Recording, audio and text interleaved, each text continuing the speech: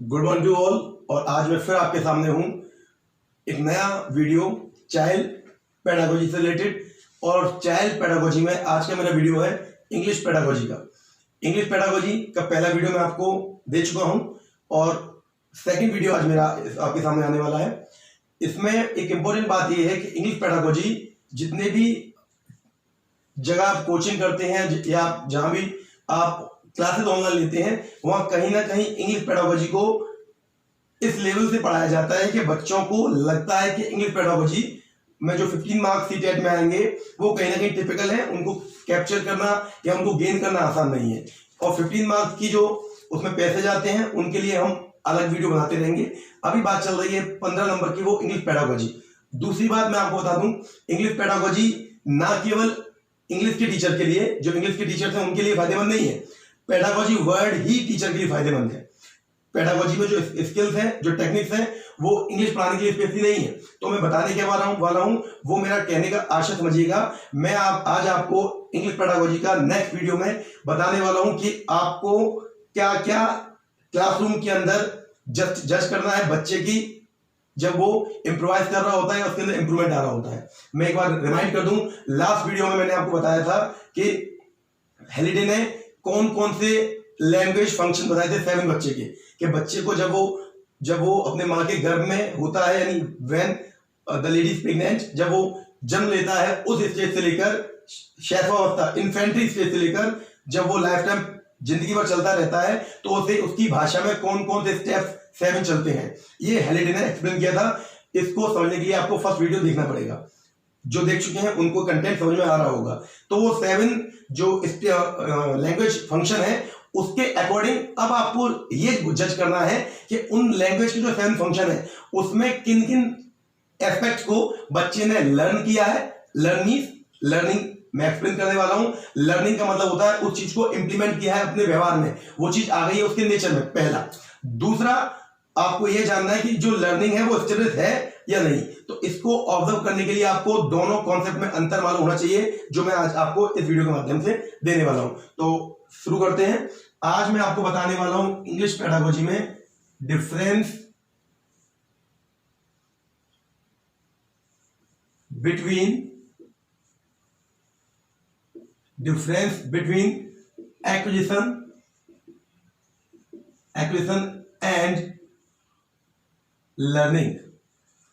Acquisition and learning में क्या अंतर है? कभी कभी क्या होता है, जिस टीचर या किसी परिवार के मेंबर को, स्पेशली टीचर्स को, जो स्किल्स के बारे में पढ़ रहे हैं, वो जस्टिफाई नहीं कर पाते, वो ये नहीं देख पाते कि जो बच्चे के अंदर चेंजेस हैं वो एक्विजिशन के अंतर्गत आ रहे हैं या it is involve in the learning.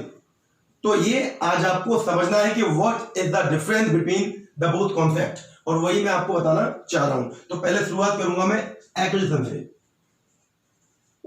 Acquisition की अगर मैं बात करूं, इसे हिंदी में कहते हैं अर्जन। किसी चीज को अर्जन यानी अर्जित करना।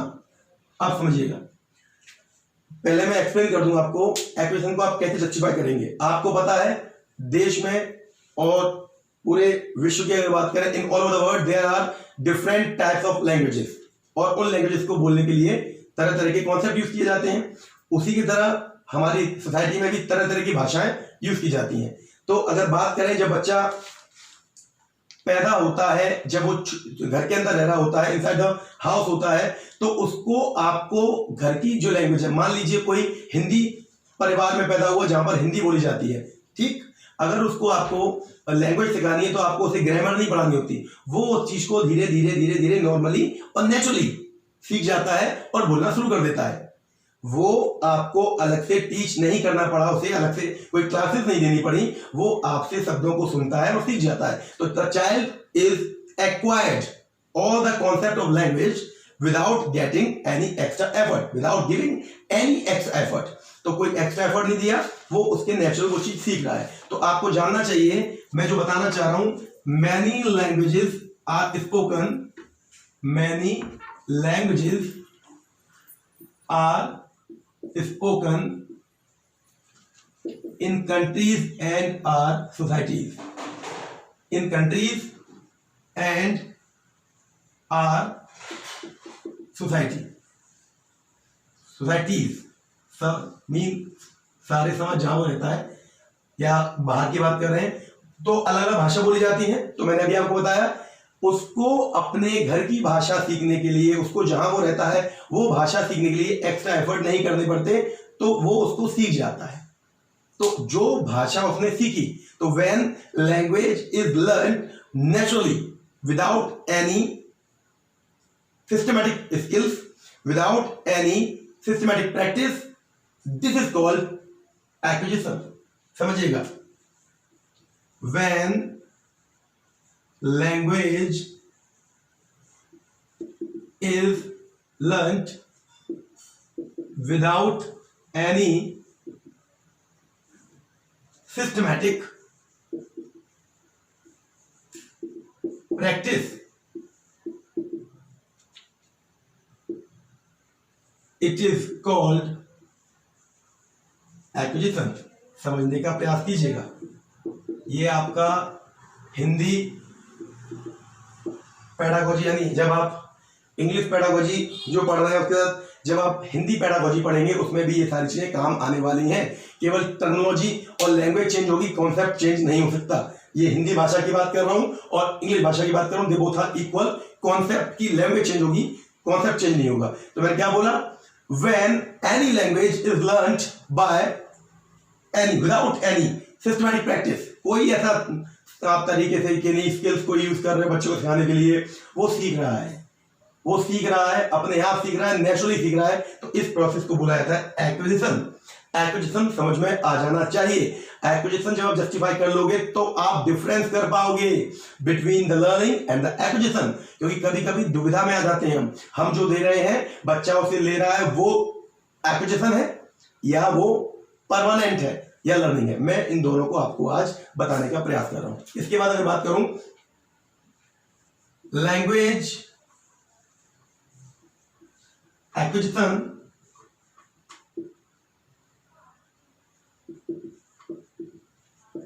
is a natural and active process। समझिएगा, जो भाषा अर्जन है, भाषा अर्जन और भाषा अधिगम इन हिंदी, तो आज हम अंतर जान रहे हैं। भाषा अर्जन क्या है? जो भाषा अर्जन है आपका वो नेचुरल प्रोसेस है, आपको नहीं बताना, आपको केवल ये पीना है, अपने घर में बोलना है। जैसे माँ छोटे बेटे से बोल रही है बेटा पानी चाहिए, तो बेटा गिलास में पानी ला के दे रहा है, तो छोटा भाई जो सबसे छोटा भाई है वो देख रहा है कि माँ ने ऐसे क्या बोला, पानी बोला, तो अब उसे नेक्स्ट टाइम जब भी वो वर्ड यूज करेगा पानी बोलेगा, चाहिए उसे। बचपन में मम जो हम बोलते वो बोलता है, तो ये क्या है? ये लैंग्वेज का एक्विजिशन है, जिसमें कोई तकनीकी कोई टेक्निक कोई ऐसा कॉन्सेप्ट नहीं चल रहा जिसे आप नेचुरली नहीं बोलेंगे। तो ये नेचुरल है, ये नेचुरल है और इसको आपको समझना चाहिए। अब मैं आपको इसे एक्विजिशन को जो मैंने आपको बताया आपके दिमाग में फिट बैठ रहा होगा, इसके लिए कोई एक्स्ट्रा स्किल एक्स्ट्रा ट्रेनिंग नहीं चाहिए। इसे हिंदी में बोलते हैं भाषा अर्जन, लिख दिया मैंने। अब आपको मैं एग्जाम्पल से ये चीज समझाना चाहूंगा, थोड़ा प्रयास कीजिएगा। मान के लीजिए रियलिटी में देखिए आजकल क्या हुआ है, सबको पता है कि जब वो टंकी में पानी भरते हैं तो टंकी भर जाती है, पानी फैलता रहता, मालूम नहीं चलता था लोगों को, तो लोगों ने एक बैल लगवा ली। तो जब वो बैल लगी होगी किसी के यहाँ, इमेजिन कीजिए मेरे यहाँ लगी है, मेरे यहाँ वो बैल लगी है जो टंकी भरने पर बोलती है टंकी भर गई है, कृपया पानी बंद कर दीजिए, कृपया बंद कर दीजिए, या कृपया ध्यान दीजिए टंकी भर चुकी है, please pay attention the tank is filled. Hindi में बोलती है वो या इंग्लिश में बोलती है वो, रिपीट करती है बार बार। तो आपको क्या लगता है, जब वो टंकी पहली बार मेरे यहाँ वो बैल लगी थी तो फर्स्ट डे मुझे याद आया, फर्स्ट डे मैंने उसको आवाज को सुना? पॉसिबल ही नहीं है। वो मैंने फर्स्ट डे मिस हुआ मुझसे, वो बोलता रहा, कोई पड़ोसी बताने आ रहा है या कोई और बता रहा है, तब टंकी बंद की गई। इसके साथ जैसे जैसे टाइम बीता, आज जब वो बोलती है उससे पहले ही साउंड कार में आता है कि हाँ टंकी भर गई, और बटन पे वहां जहां से समर बंद करनी है, मोटर बंद करनी है, हम बंद कर देते हैं। ये क्या हुआ? ये हुआ नेचुरली आपने किया उसका एक्विजिशन। ये आपने एक्विजिशन क्यों किया? क्योंकि आप अपने घर के अंदर बैठे हैं और आपने उसे लर्न कर लिया। अब आप कहो इसे आप कहीं लाइफ में इंप्लीमेंट कर पाओगे? बिल्कुल नहीं। एग्जांपल के लिए इमेजिन कीजिए आपके यहाँ की टंकी भरने के बाद ये वाली आ रही है, आप किसी और के घर में बैठे हैं, किसी दोस्त के यहाँ गए हुए हैं और वहां कहीं टंकी भर रही है और वहां नहीं लगी बैल, नहीं लगी है बैल, वहां टंकी भर रही है। अब आप अंतर्यामी हैं, आप भविष्यवक्ता हैं तो बता देंगे अरे अरे मुझे लगता है कि पॉसिबल ही नहीं है। आपके यहाँ जो आपने किया that was an example of acquisition, वो आपका अर्जन का उदाहरण था, वो आपने अपने घर में अर्जित कर लिया, उसको आप आगे इंप्लीमेंट नहीं कर सकते। इसी चीज को मैं आपको समझाना चाह रहा हूं कि अर्जन का मतलब क्या है। It is natural. ये नेचुरल होता है, प्राकृतिक रूप से होता है, अपने आप होता है। इसके लिए कोई स्पेसिफिक टैलेंट नहीं चाहिए, जो मैंने आपको एक उदाहरण से समझाया। अगर मैं एक चीज और समझाना चाहूं, इमेजिन कीजिए किसी घर में चूहे ज्यादा हैं, उसने चूहों को भगाने के लिए बिल्ली नहीं पाली, बिल्ली के साउंड वाली बेल लगा ली, या अपने घर में एक बेल लगा ली जो बिल्ली का साउंड करती है, और उसके साथ वो जो घर वाले हैं वो बिल्ली को भगाने के लिए हट हट हट ऐसे वर्ड यूज करते हैं तेजी से। तो जितने चूहे हैं, समझिए मेरी बात को मैं क्या बोलना चाह रहा हूँ, ये नेचुरली है। बिल्ली के साउंड की जब आवाज आएगी, जो भी म्याऊं म्याऊं वो करती है, हिसिंग जो करती है, उसको आप समझिए, और वो जो उसका चिल्लाएंगे उसे भगाने के लिए हटो हट, जो वो घर वाले चिल्लाएंगे, उसका रेस्पॉन्स जो बैंग बैंग जो साउंड करेंगे तेज तेज, उसका रेस्पॉन्स चूहों पे क्या जाएगा पता है आपको? वो ये जाएगा, जब वो बेल बजा करेगी तब तक चूहों को लगा करेगा कि बिल्ली अगल बगल है, बिल्ली आसपास है, इसका मतलब वो बाहर नहीं निकलेंगे, हो सकता है उस घर को छोड़ के चले जाए। क्यों? क्योंकि उन्होंने उसे अर्जित कर लिया। दे आर अवेयर, वो जान गए कि भाई ये बिल्ली यहाँ आती है तभी घर वाले चिल्लाते हैं, उन्हें नहीं मालूम बेल बज रही है। तो ये सारा प्रोसेस क्या है? ये सब है एक्विजिशन के एग्जांपल्स। ये एक्विजिशन बच्चों के अंदर भी होता है, उसे आप लर्निंग नहीं कह सकते, क्योंकि लर्निंग से चेंज आता है, नेचर में चेंज आता है, बिहेवियर में। एक्विजिशन से कोई ऐसा बड़ा चेंज नहीं आता, और एक्विजिशन कभी स्टेबल नहीं होता, ये टेम्परेरी होता है। उम्मीद करता हूं समझ में आया होगा एक्विजिशन के बारे में। जब आप एक्विजिशन को अच्छी तरह समझ लोगे, जब आपको एक्विजिशन क्लियर हो जाएगा, तब हम लर्निंग की तरफ जाते हैं। तो आशा करता हूं, आई होप इंग्लिश पेडागोजी में टर्मिनोलॉजी आपको क्लियर हो रही होगी। क्यों मैं इंग्लिश पेडागोजी में हिंदी मैं आपको क्यों एक्सप्लेन कर रहा हूं? क्योंकि मेरा मानना है इंग्लिश पेडागोजी को if I try to speak English to you, तो उसमें कहीं ना कहीं वही कॉन्सेप्ट जो आपका छूट रहा है वही रहेगा। मेरा मेन मोटो क्या है? मेरा मेन मोटो है कि इंग्लिश पेडागोजी में जो बच्चा बैठे यूपीटेट या सीटेट देने के लिए उसे बेनिफिट मिलना चाहिए, या क्लासरूम में कोई हिंदी का टीचर भी जाए तो उसको इन वर्ड्स को यूज करने में, इन वर्ड्स के इंप्लीमेंटेशन में, खुद में इंप्लीमेंटेशन में प्रॉब्लम ना आए, उसको मालूम हो कि एक्वेशन का मीन्स अर्जन है, और ये तो हम दोनों भाषा में या किसी भी कक्षा में से यूज कर सकते हैं। We use this technology in all classes. आगे बढ़ते हैं। अब मैं बात करने वाला हूं, उम्मीद करता हूं ये आपके समझ में आया होगा, ये आपने समझा। अब मैं बात करता हूं लर्निंग की। लर्निंग को मैं आपको एक्सप्लेन करूंगा। मैंने अभी एक्विजिशन के आपको एग्जांपल दिए, वो एग्जांपल क्यों है, वो एग्जांपल परफेक्ट क्यों है? क्योंकि वहां पर वो क्षणिक है, कुछ समय के लिए है, और उसका नेचर में या उसके व्यवहार में कोई ऐसा बड़ा इंपैक्ट नहीं आएगा। अब मैं बताना चाहता हूं आपको व्हाट इज लर्निंग। इसको मैं कई बार आज पहले भी यूज कर चुका हूं, दोबारा बोल रहा हूं। लर्निंग क्या है? लर्निंग को अगर बोलूं तो it is acquire knowledge. It is acquiring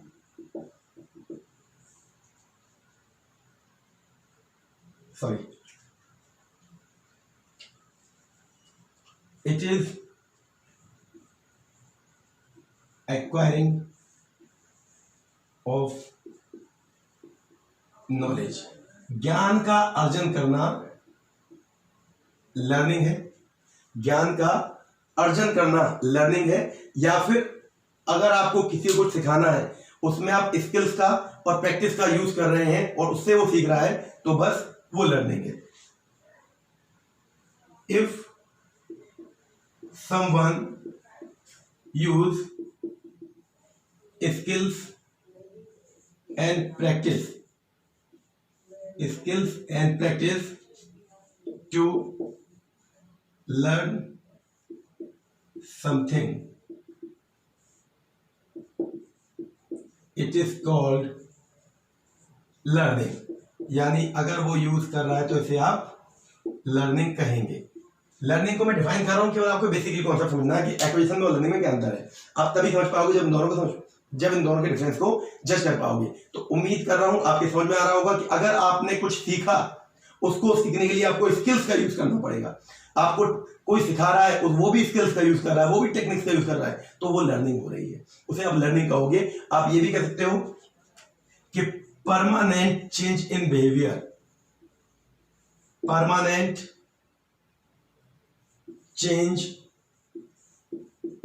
in behaviour, permanent change in behaviour is called learning. अगर किसी कार्य से, किसी चीज के किसी को कुछ सीख कर आपके बिहेवियर में परमानेंट चेंज आ गया है तो वो लर्निंग है।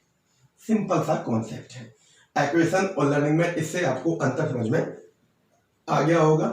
और जब अंतर आपके समझ में आ गया है तो मैं इस चीज को आगे बढ़ाना चाहूंगा और आपको बताना चाहूंगा लर्निंग के कॉन्सेप्ट को आप कैसे और इजीली जस्टिफाई कर सकते हैं। तो अब जब लर्निंग आपको क्लियर है, इन दोनों में अंतर आपको क्लियर है, तो दो बातें आप समझिए। लर्निंग के दो पार्ट है या दो कॉन्सेप्ट लर्निंग चलती है। एक को बोलते हैं बिहेवियरिज्म, बिहेवियरिज्म पहला और कॉग्निटिज्म दूसरा है। इन दोनों को मैं आपको बताना चाहूंगा जिन पर लर्निंग की बड़ी बड़ी थ्योरीज डिपेंड करती हैं, जिन पर लर्निंग की बड़ी बड़ी थ्योरीज दी गई हैं, वो दोनों प्रकार आपको जानने चाहिए जो लर्निंग को इफेक्टिवली सबके सामने रिप्रेजेंट करते हैं। आपको जानना चाहिए लर्निंग में जो है तो साइकोलॉजी ऑफ लर्निंग मैं दोबारा आपको बता रहा हूं, मैंने आपको दोनों में डिफरेंस कर दिया। अब हम बताना चाह रहे हैं कि साइकोलॉजी ऑफ लर्निंग किन बातों पर चलती है। तो पहले को मैंने बोला बिहेवियरिज्म, ठीक, and the second one is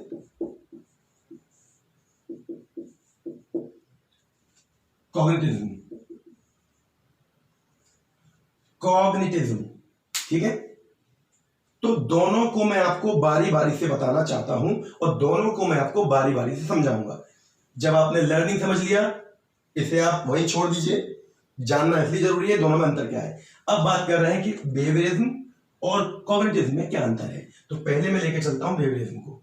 इसके कुछ कॉन्सेप्ट हैं वो आपको जानने हैं, इसके बारे में बाद में बात करेंगे। इसके कॉन्सेप्ट आप समझिए क्योंकि वो जानना जरूरी है। बिहेवियरिज्म के बारे में आपका एक नाम पहले आ चुका है वॉटसन का, ठीक। लेकिन वॉटसन ने जो बताया वो व्यवहारवाद। मैं आपको जो साइकोलॉजी का वीडियो था उसमें मैं इस टर्मिनोलॉजी को यूज कर चुका हूं। तो आज मैं आपको क्या बताना चाह रहा हूं, the school of psychology, this school of psychology. कौन सा? बिहेवियरिज्म वाला। This school of psychology, this school of psychology has been established by this school of psychology has been established by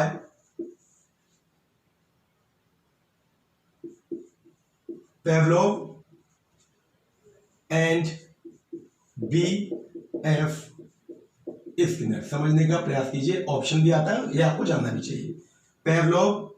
Ivan पेवलोव एक रशियन थे, Russian psychologist जिन्होंने बताया व्यवहारवाद के बारे में जो बात मैक्सिमम की, स्कूल ऑफ साइकोलॉजी, व्यवहारवाद से रिलेटेड, बिहेवियरिज्म से रिलेटेड स्कूल ऑफ साइकोलॉजी जिसने सपोर्ट किया, जिसने ओपन किया, जिसने उसके बारे में जानकारी दी, वो थे इवान पेवलोव एंड बीएफ स्किनर। इन दोनों की थ्योरी, इन दोनों जो थ्योरी दी उससे यह तय हुआ कि आपको अगर बच्चे के व्यवहार में, यानी बच्चे में अगर चेंज लाना है तो आपको उसके बिहेव में परमानेंट चेंज करना पड़ेगा। उस चेंज के लिए आपको कौन कौन सी थ्योरी या कौन कौन से आप स्ट्रेटजीज या कौन कौन सी स्किल्स आप यूज कर सकते हो, इन दोनों का इसमें बहुत बड़ा योगदान है, पेवलोव एंड बीएफ स्किनर। अब बात आती है वॉटसन कहां थे। तो मैं आपको बता दूं, वॉटसन इन दोनों ने जो अपनी थ्योरीज दी, उन थ्योरीज को मेन जो इंप्लीमेंटेशन मिला, उन थ्योरीज को अगर कहीं लागू किया गया तो वॉटसन ने अपने आप में इन दोनों को सपोर्ट किया कि इन दोनों ने जितनी भी थ्योरीज दी हैं वो मैक्सिमम थ्योरी इन्होंने बनाई थी एनिमल्स के ऊपर, एनिमल्स पे अपने प्रैक्टिकल कर। तो एनिमल्स के ऊपर की गई थ्योरीज को ह्यूमन के ऊपर कैसे इंप्लीमेंटेशन करेंगे, कैसे इंप्लीमेंट करेंगे, उसको सपोर्ट किया वॉटसन ने। तो ध्यान रखिएगा, व्यवहारवाद के द फादर ऑफ बिहेवियरिज्म की बात करेंगे तो आपका वॉटसन का नाम आना ही आना है। लेकिन अगर बात करें द स्कूल ऑफ साइकोलॉजी जिसमें व्यवहारवाद या बिहेवियरिज्म पढ़ाया जाता था, या जिसमें बिहेवियरिज्म को बहुत प्राथमिकता या प्रायोरिटीज दी गई, वो इन दोनों के नाम के आगे है, पेवलोव एंड बीएफ स्किनर। उम्मीद करता हूं समझ में आ रहा होगा। अब इन्होंने क्या बताया, कुछ कॉन्सेप्ट पे आपको गुजरना है, वो समझने का प्रयास कीजिए। Language is learned only through practice. अगर आप किसी को भाषा सिखा रहे हो तो एक ही कंडीशन है, प्रैक्टिस करानी है। तो भाषा के लिए ये कुछ कॉन्सेप्ट है जो उन्होंने बताए। Language is learned through practice. भाषा का ज्ञान अभ्यास से आता है, प्रैक्टिस से ही आएगा, और प्रैक्टिस ही कराकर आप भाषा का लर्निंग करा सकते हो। एक्विजिशन की बात नहीं कर रहा हूं, लर्निंग। और जब कोई learner more efforts given by more efforts are given by a learner, यानी यदि कोई लर्नर ज्यादा एफर्ट देता है तो उसके भाषा को सीखने के चांसेस बहुत ज्यादा बढ़ जाते हैं। तो इसमें क्या है, इसमें टीचर माध्यम है, टीचर मीडियम है, टीचर सपोर्टर है, करना आपको है। मैं बार बार यही बोलता हूं, टीचर केवल आपके लिए एक मीडियम है। टीचर यानी आप लोग बच्चों के लिए एक मीडियम है। वी आर मीडियम, लेकिन बहुत जोर वाला मीडियम है, बहुत मजबूत मीडियम है। लेकिन अब डिपेंड ये करता है कि आपको बेसिक चीजें मालूम है या नहीं। तो मैंने लिखा language is learned through practice, more efforts are given by a learner. उसको वो और तो more chance of learning increase. Learner more efforts are given by learner increases या increase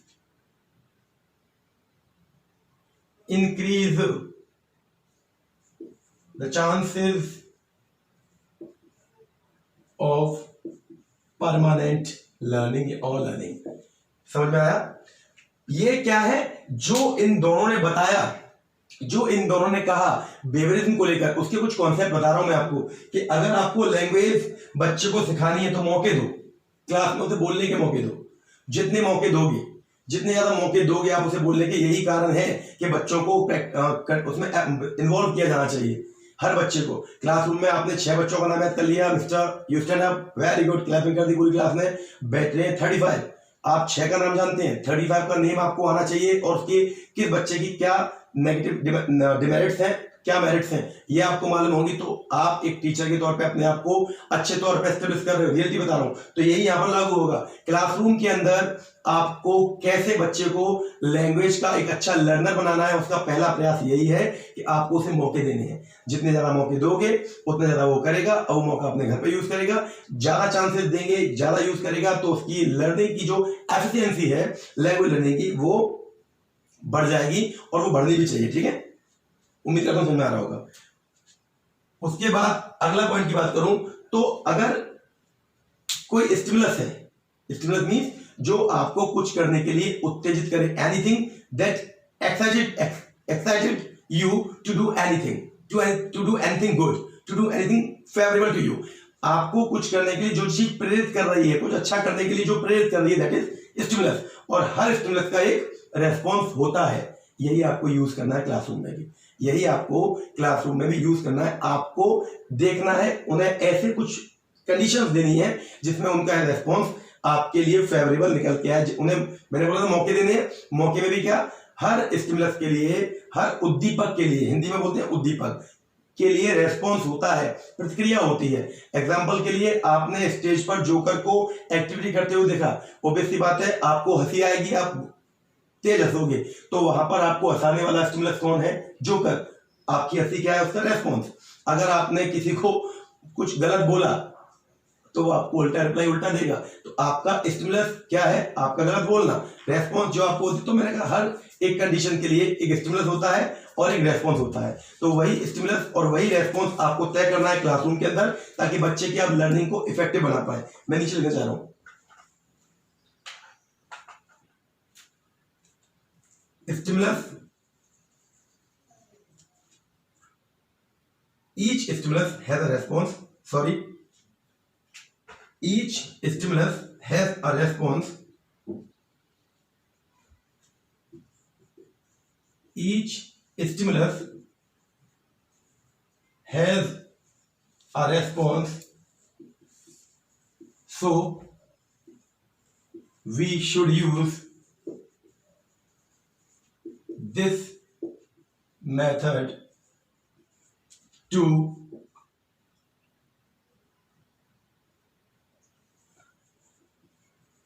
effective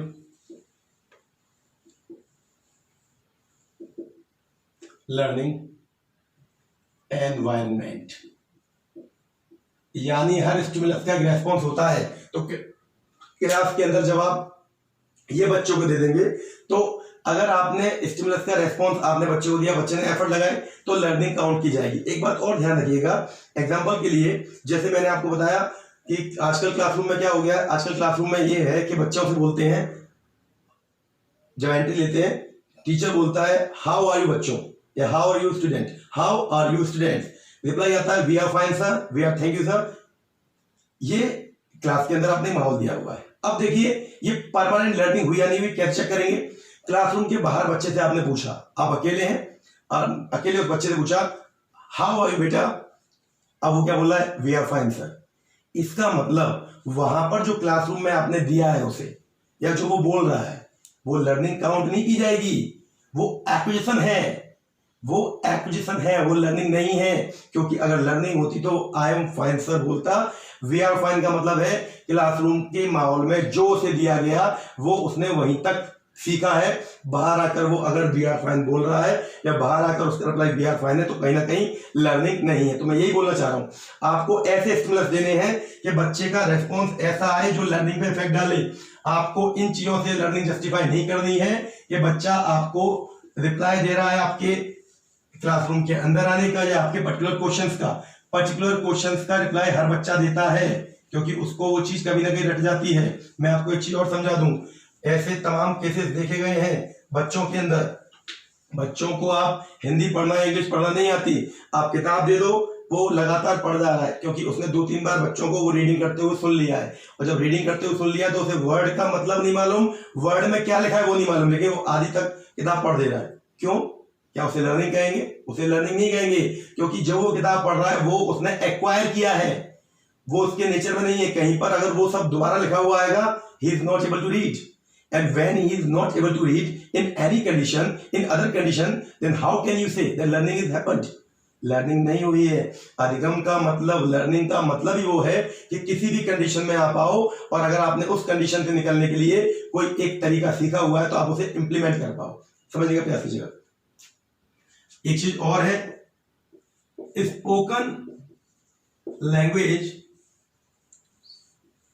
comes earlier than written।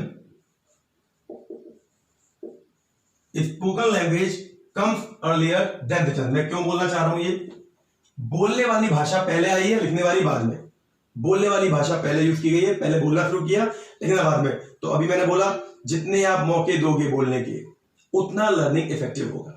तो आपको बोलने की भाषा में अगर ज्ञान बढ़ाना है, बच्चों की लैंग्वेज स्किल्स बढ़ानी है, तो उन्हें आप बोलने के मौके दो, क्योंकि रीजन इसका ये स्पोकन लैंग्वेज पहले आई है, बाकी बाद में। उम्मीद करता हूं ये जो मैं आपको बता रहा हूं वो आपको कहीं ना कहीं दिखाई दे रहा होगा और समझ में आ रहा होगा कि आपको क्लासरूम के अंदर इंग्लिश लैंग्वेज का या हिंदी लैंग्वेज का एनवायरमेंट कैसे चेंज करना है। नेक्स्ट अगर बात करूं,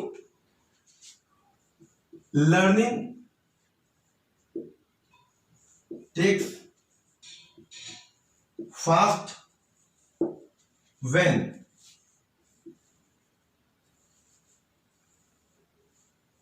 reinforcement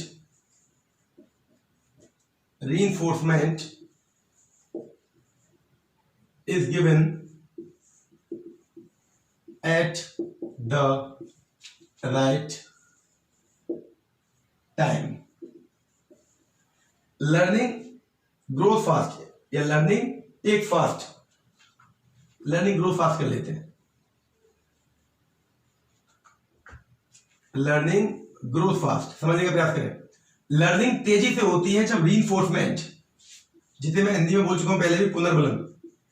लर्निंग तेजी से होती है जब बच्चे को पुनर्बलन, रीइंफोर्समेंट राइट टाइम पे मिल जाए। मान लीजिए किसी बच्चे ने आपको कोई कविता सुनाई या इंग्लिश की कोई पोएम पढ़ी और आपने उसे वहां पर नहीं बताया उसने क्या गलत पढ़ा या क्या सही, आपने बस उसकी कविता सुनी और बेल बज गई, आप चले गए।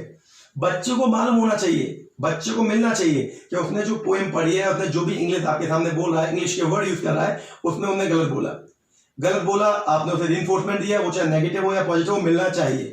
रीइंफोर्समेंट लर्निंग में बहुत सपोर्ट करता है और सही टाइम पे दिया गया रीइंफोर्समेंट बच्चे की कैपेबिलिटीज को और निखार के लाता है। आपने रीइंफोर्समेंट दिया, उसे अच्छा लगा, उसने और प्रैक्टिस की, नेक्स्ट उसने वो गलती चेंज कर दी। गलती बताई जाएगी या तारीफ बताई जाएगी तो शायद इम्प्लीमेंटेड और तो शायद वो चेंजेस आपको जल्दी दिखाई देंगे जो लर्निंग में आते हैं। तो बस यही कहना है कि आपको ये ध्यान देना है कि बच्चे को रीइंफोर्समेंट देना है, आपको जल्दी देना है और क्या सही क्या गलत ये रीइंफोर्समेंट उससे आप देंगे तभी वो समझ पाएगा कि आपने उसे लर्निंग के एक स्टेप की ओर बढ़ा दिया है। यानी कि विदाउट रीइंफोर्समेंट लर्निंग का एक अच्छा माहौल नहीं देखा जा सकता। अब लर्निंग को लेकर ये जो सारे कॉन्सेप्ट हैं जो मैंने आपको लिखे, जो सारी बातें मैंने आपको लिखी, ये लर्निंग के बेसिक कॉन्सेप्ट थे जो बिहेवियरिज्म को लेके थे, व्यवहार को लेके थे, जो क्लासरूम में आप जस्टिफाई कर सकते हो, क्लासरूम में आपको जो ऑब्जर्व करना होता है। अब इसको लेकर पेवलोव और बीएफ स्किनर ने क्या क्या कहा वो मैं आपको थोड़ा समझाना चाहूंगा। तो पहले बात करूंगा मैं क्लासिकल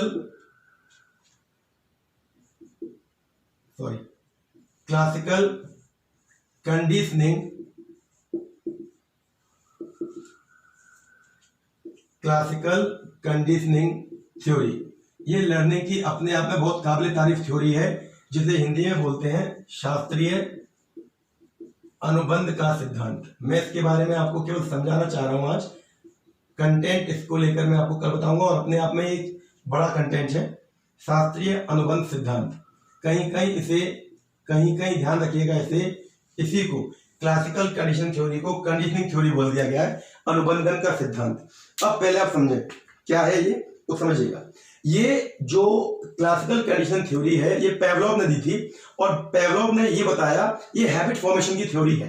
यानी इस थ्योरी से आप आदतों का निर्माण कर सकते हैं बच्चों के अंदर, इसको यूज करके हैबिट फॉर्मेशन होती है। और उसमें जो कंडीशनिंग वर्ड है उसका मीन मैं आपको बता दूं, उसका मीन ये है जब कोई स्टिमुलस, मैंने आपको अभी बताया स्टिमुलस क्या, जो आपको एक्साइटमेंट दे रहा है, जो आपको करने के लिए मजबूर कर रहा है, स्टिमुलस।